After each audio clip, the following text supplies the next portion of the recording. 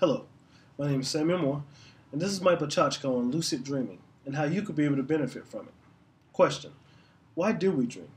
It's pretty safe to say that we've been dreaming as long as man has been on this earth, right? Evidence of this can be dated back to ancient civilizations such as Mesopotamia, Egypt, Greece, and even Rome.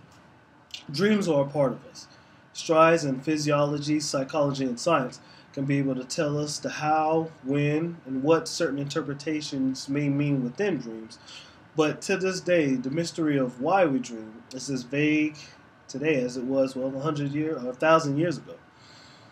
These unconscious episodes can seem real to us, almost as real as you watching this video right now. And it's not until we wake up that we notice that we've been dreaming all along, right? So what if I told you that you could be able to manipulate your dreams at will, or to even create your own dreams from scratch, to be able to set up your own dream realities?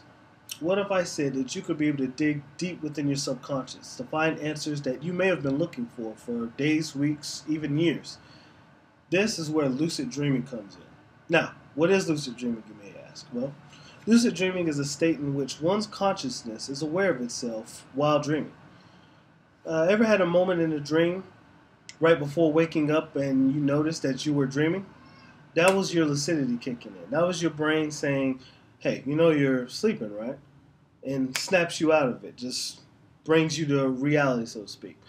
But when does this happen?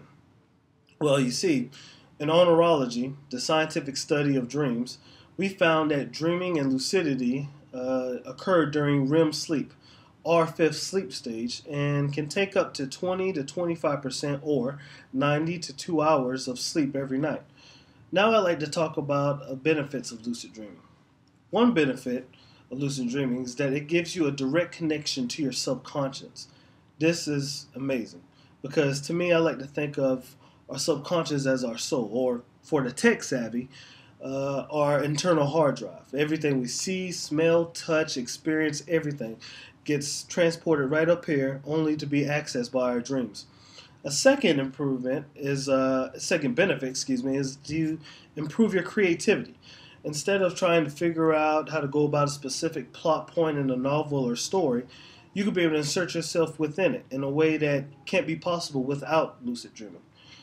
And the last benefit I'd like to share is the opportunity to face one's fears. We all have them. Some more physical, the others more psychological. To face our fears not only renews or can be able to reward our confidence, but would encourage us to not be afraid moving on in life. Lucid dreaming definitely has its fair shares of benefits, long and short. Throughout the decades, many well-known individuals have credited lucid dreaming to their works and inventions. I'd like to take a moment to speak of a few that you may have heard of. Genius inventor, Mr. Nikola Tesla, best known for his extraordinary developments in the field of electromagnetism, would occasionally have dream experiments, so to speak, on himself, or create dream experiments on himself, and while in his lab. And because of this, many scientific claims he's made are still being researched, even years after his death. Thomas Edison, inventor of the light bulb, the motion picture camera, and over 1,000 other U.S. patents, came up with the idea of the electric lamp in a lucid dream, and would take short bursts of sleep naps between working, writing down all his ideas of what came up in his dreams. Film director James Cameron cited lucid dreaming as one of his many inspirations to Avatar, saying in an interview, and I quote, "I've realized that what I was trying to do was create dream imagery, to be able to create a lucid dream state while watching a film."